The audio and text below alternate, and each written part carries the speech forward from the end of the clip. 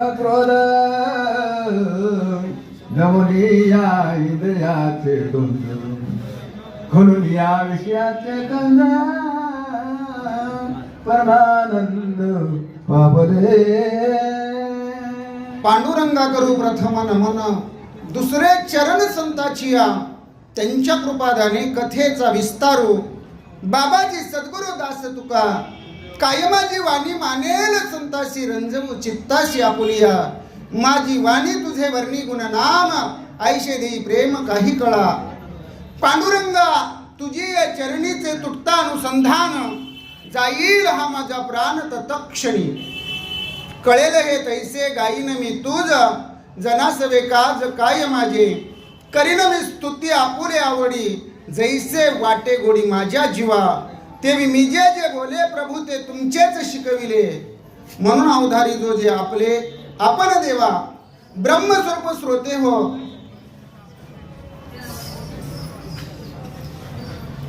स्वामी स्वरूप राम स्वरूप मायबाप हो. कथेचा विषय अतिशय सुंदर आहे, अतिशय गोड आहे, सर्वांच्या परिचयाचा आहे. खनोनी या विषयाचा कंद. सगळीच महाराज मंडळी आहेत, सगळीच विद्वान मंडळी आहेत, सगळीच हुशार मंडळी आहेत, सगळीच ज्ञानी मंडळी आहेत, सगळीच रामायण कोळून पेलेले आहेत. खनोनी या विषयाचा कंद. मुळात ह्या सगळ्याच माणसांना, बऱ्याच लोकांना विषय म्हणजेच काही कळत नाही. विषय म्हणजे विषयाच्या ओवे नाही. आपल्याला जी हाव आहे, आपला जो आगावपण आहे, आपल्या अंगाची तातडता आहे, ती आपण सोडायला तयार नाही ना. माझंच ऐकावं, माझंच बरोबर आहे, मलाच मिळावं, कितीही मिळालं तरी मिळावं, याला विषय म्हणतात. पण त्यांनी सांगितलं खनोनी या विषयाचा कंद. अरे तो कधी जाणार आहे तुमच्यातला विषय? किती वर्ष झाली आजपर्यंत जगून तुमची? कधी अक्कल येणार आहे का नाही तुम्हाला? विषय जाणार आहे का नाही? का नुसतंच विषय विषयाचा पडीपाड, गोड परमार्थ लागे कळो, हे नुसतं सांगाय पुरतच आहे का? अरे बाबा, ह्या विषयाचं दुःख फार वाईट आहे. पुढे अवघड यमदंड म्हणतात. मारिती, तोडीती, झोडीती, निष्ठुर यमाचे किंकर भौसाल. हित आगावपणा करचाल, पण वरी वही काढली का नाही, मग कळलं आपण महाराज होतो, कशी काय मारायला लागली. म्हणून खनोनी या विषयाचा कंद म्हणतात. आणि शेवटचं चरण म्हणतं, विषयाचा कंद खणला, मधली 2 चरण लक्षात घ्या. आणि शेवटचं चरण म्हणतं परमानंद. मग परमानंद मिळतो. अगोदर आनंद कळला पाहिजे. आनंदाचे डोही, आनंद तरंग, आनंदाची अंग आनंदाचे. मग स्वानंद कळला पाहिजे. आपल्याच कौतुकाचा आपल्याला आनंद वाटणं म्हणजे स्वानंद. भगवंताच्या भक्ती कार्याबद्दल, परमार्थाच्या सेवेबद्दल इतरांनी पाठ थोपटणं, त्याबद्दल आपल्याला आनंद होणं म्हणजे परमानंद आहे. आणि तो उच्च कोटीचा असला पाहिजे. आणि परमानंद एकदा प्राप्त झाला की तो कोणीही आपल्यापासून हिरावून घेऊ शकत नाही. पण त्यासाठी आपल्यातले विषय गेले पाहिजेत. एक नाही, काम, क्रोध, मद, मत्सर, दंभ आणि अहंकार. कोणता जरी महाराज असला, हे सांगतातच नुसते. पण खरं सांगू, समोरच्याने येऊन चापट जरी मला हाणली तर मी सहनच करतो. आणि तुम्हाला हाणून बघायची असली तर पण बघू शकतो, मी काहीच बोलणार नाही. समोरच्याने येऊन वडावडी जरी केली, मी काही बोलू शकत नाही, कारण मी महाराज आहे. लोक मला महाराज म्हणतात. आपल्याकडे विषय असावे का? वेळ किती आहे, मर्यादा काय आहे, शक्तीचे अध्याय किती आहेत, हे काहीच कुणाला कळत नाही. ह्यालाच विषय म्हणा, दुसरा काय विषय असतो. आता त्या माऊलीने अगदी सुंदर सांगितलं 2 सूचकाच्या अगोदर, खरोखर मरून त्यांच्या पोटाला जावं, हे उगाच नाही. आणि त्यांनी शेवटी म्हटलं उतरताना, काही चुकलं असलं तर माफ करा. ही लीन वृत्ती असावी, ह्यालाच परमानंद आहे. बाकीचं काय घेऊन जायचंय? नुसत्या कविता म्हणून, कीर्तनातल्या चाली हित गाव नाही चालत. वाचा.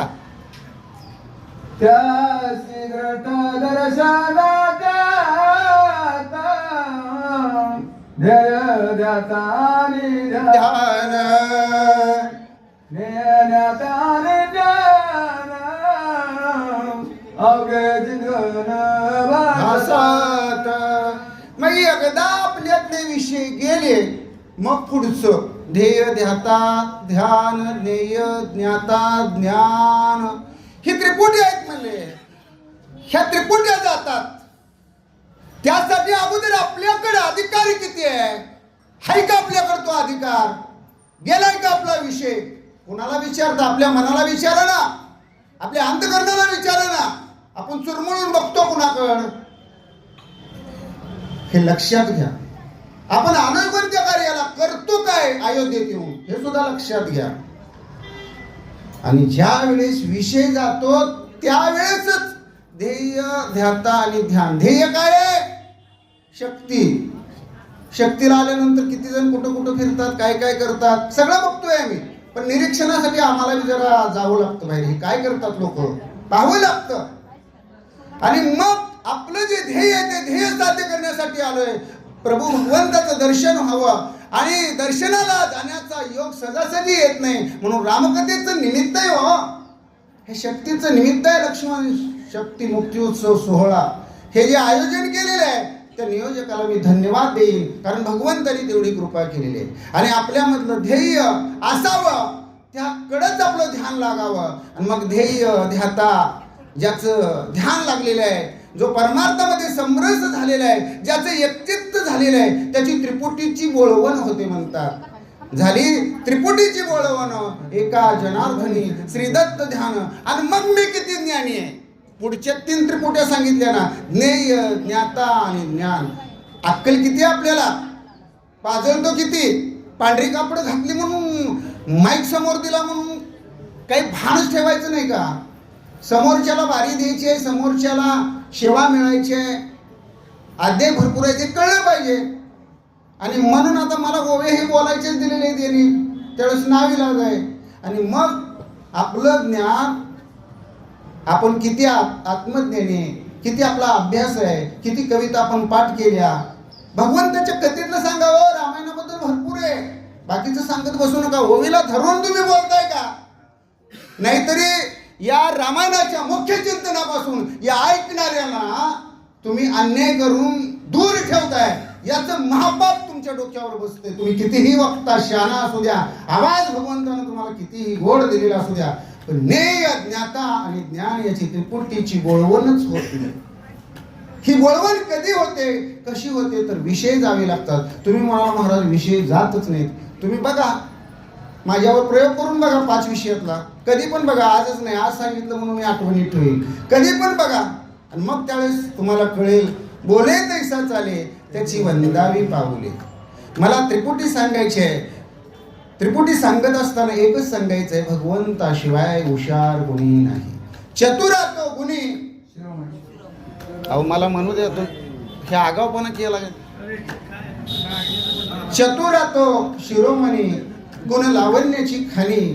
मुकुट सकळा मणी धन्य तुची विठोबा. जरा आमचा जोडीदार आगावच आहे. प्रवासात दोघं चालू आहेत पण आरमुटापणच करतो, सरळ बोलतच नाही. त्यांना उन्हातला आडबंगात बघितला का तसं डुसण्या थांबतोय सारख्या. पण मला बी माहित आहे ज्युनियर आपण आहे, सिनियर त्यांनी आहेत. आणि आपले विषय गेलेले आहेत. किती बी हाना डुसण्या, ना पाजर फुटणार, ना राग येणार, ना डवऱ्या खेवऱ्या गायसारखी लाथ हाणणार. आपल्याकडं होय सगळं चालू आहे. ओवीला सोडून बोलत असलो तर बोला. सूचकानं अर्थ सांगताना वाचकानं बोलायचं असतं का मध्ये? हे तर नियम मला सांगा. लाईव्ह चालू आहे, मलाही माहित आहे, माझ्या पण हातात लाईव्ह आहे. मी काय बोलतोय याचं पण मला भान आहे. तुम्ही मनमानी करायची ना, आम्ही खपवून घ्यायचं. तुका म्हणे त्याचे पाप नाही ताडण्याचे. हातानं नाही मारायला सांगितलं, शब्दानं मारायला सांगितलेलं आहे. आणि शब्दानं तुम्हाला कळत नसेल आणि मग अशा प्रकारचं ज्ञेय ज्ञाता ज्ञान ही त्रिपुटी जाते. आणि ह्या त्रिपुटीची बोळवण होत असताना एक त्रिपुटीचं उदाहरण सांगतो. त्रिपुटी म्हणजे एका भागाचे 3 भाग. 3 मित्र होते, परगावला गेले, दुबईला गेले. काळजी वाटायला लागली आमच्या नियोजकाला. पण मी इकडे बघत असलो तर इकडे काय चाललं मला कळतं. आणि त्यामुळे दृष्टांत 2च मिनिटाच्या आत संपणार आहे. दुबईला गेले, भरपूर कष्ट केलं, सोनं नाणं पैसं नाणं सगळं कमवलं, बॅगमध्ये भरलं, 3 जण बोटीमध्ये बसले आणि निघाले. पाण्यामध्ये वारा सुटला, बोट फुटली आणि पाण्यामध्ये तिघेही पडले, पैसे तर गेलेच बुडून सगळे. आणि मग त्या असणाऱ्या बोटीचे एक फळी तिघाच्या हाताला लागली आणि हळूहळू त्या एका बेटाला लागली. आणि बेटाला लागल्यानंतर भगवंताचा धावा सुरू केला. आता कोण नाही बाबा इथं. आणि धावा सुरू केल्यानंतर भगवान परमात्मा प्राप्त झाले रामभक्ताला. आणि रामभक्ताला प्राप्त होऊन काय पाहिजे बाबा तुला, मी प्रसन्न आहे. त्याने म्हटले आम्ही 3 जीवाभावाचे मित्र आहे, मला गावाकडे पोचवा. तथास्तु म्हटले. दुसऱ्याला विचारलं काय पाहिजे, त्यांनी सांगितलं मलाही गावाकडे पोचवा. तथास्तु म्हटले. डोळे मिटा म्हटले, दोघाला गावाकडे पाठवलं. आणि एक तिसरा राहिलेला त्याला विचारलं तुला काय पाहिजे बाबा. त्यांनी सांगितलं मला काही नको, आम्ही जीवाभावाचे मित्र आहे, मला काय गावाकडे करमत नाही म्हणले. मग त्यांना दोघांना माघारी इकडे आणा म्हणले. आणि देव म्हणले तथास्तु, याला म्हणायचं त्रिपुटी. हे सजनाचं रक्षण लुब्ध जगावितेषण सगोदरीचे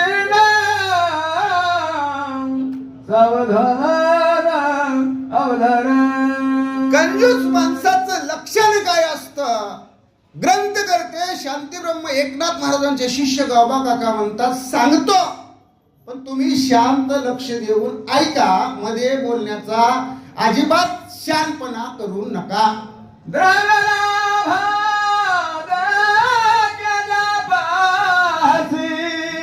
ओ हो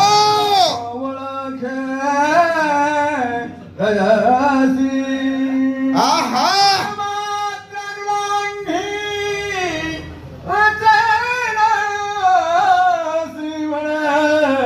सर्वस्वेशी मी दास तुझा. पैसेवाला कुणाला ओळखत नाही, आपल्या आपल्या मस्तीमध्ये वागतो. पण तोच पैसेवाला त्याच्यापेक्षा श्रीमंत असेल तर त्याच्या पायात लोळतो आणि ववीचं शेवटच चरण म्हणतं सर्वस्वेशी मी दास तुझा. पुन्हा पुढे लाळ घोटायची हे त्याची त्याला माहित असतं आणि त्याच्याच पायात गोंडा फळतो. धनवंत व्यवहार ओ हो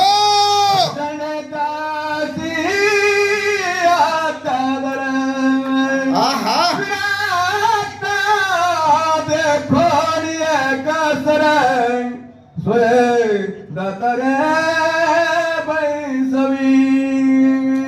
परत घ्या ओवी.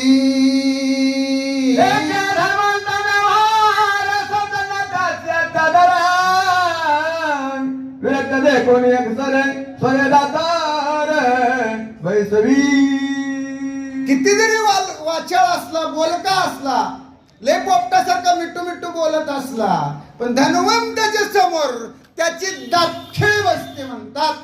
म्हणे भगवंताची कोण सत्ता शेजारी स्वर दत्ता भोगासता. तापसता भाग्यत केवढी पा अभाग्यता अभाग्यता. आणि असं तो काय म्हणतो, ही एडीच सगळी परमार्थ करणारी, भक्ती करणारी, संन्याशी, जपी तपी, साधू महाराज बुवा, अहो एवढे भगवंताने हे भोग कशाला निर्माण केले? सगळ्याचा त्याग करायला. आणि पैसा कशाला निर्माण केलाय? आमचे कोट्यावधी रुपये का आम्ही गल्लीत फेकून द्यावे का कुठं नदीत फेकून द्यावे असं, म्हणजे त्याचं म्हणणं हे ईश्वराने सगळं निर्माण केलेलं आहे. आणि ही जी बाकीची मंडळी ज्यांच्याकडे पैसा नाही, जे गरीब आहेत, आभागे करंटी करंटी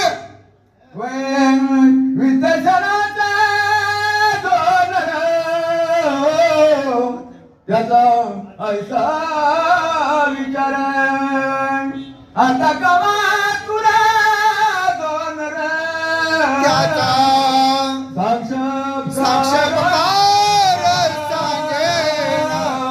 सांगेन ही आता सांगितलं म्हणले पैसेवालेच लय बोलत नाही म्हणले पुढे येणारच आहे लय सांगत नाही गावबा काका म्हणतात पण जी कामातूर आहे ना म्हणले विषयाच्या व्यक्तीला ना लाज असते ना कोणाची भीती असते ना शरम असते निर्लज्ज बिनलाजी असतो आणि त्या माणसाचं चिंतन थोडं सांगतो कामातुरम ना भयम ना लज्जा ऐका श्रीकाम चिठी बहिणी त्यांना वाळकती श्री रूपधारी याची वृत्ती जग देखली श्री रूप हे कामातूर असत ना बाकीची जी गोष्ट सोडा म्हणले पण ती आपल्या सख्या आईलाच ओळखत नाही म्हणले जिनं 9 दिवस पोटात वाढवलं ह्या बेट्याला लेकराला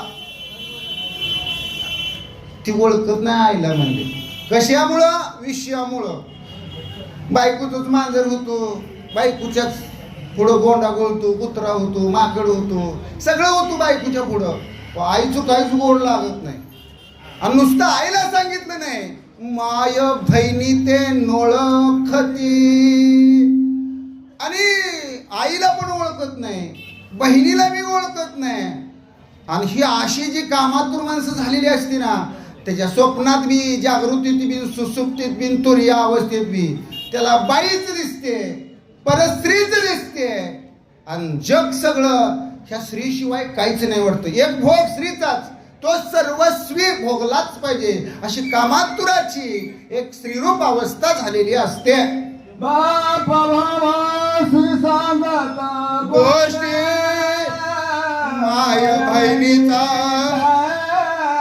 विकल्प पोटी इतराची कायासी गोष्ट सकळ सृष्टी आता याचा अनुभव बऱ्याच जणाला असेल बाप भावाशी सांगता गोष्टी जर एखादी तरुण स्त्री एखाद्या तरुण पुरुषाबरोबर असेल तर पाहणारे उगाच संशय घेतात काय बोलत असतील एवढं बोलू बोलू तुला काय करायचंय ती आई वडिलाबद्दल त्यांच्या कुटुंबाबद्दल बोलत असली आणि ती नवरा बायको असली बहीण भाव असली पाहणारी माणसं विचारच करत नाही ती हो समोर लाईव्ह आहे आता हे केव्हापासून लाईव्ह लागले शक्ती झाल्यापासूनच का आमच्या समोर आहे मग अशी जी अवस्था असते ना त्या अवस्थेमुळं काय होतं या कामातुराचं ते कुणालाच ओळखत नाहीत म्हणले त्यांच्या एका वेगळ्याच जगतामध्ये ते वावरत असतात अशी अवस्था असते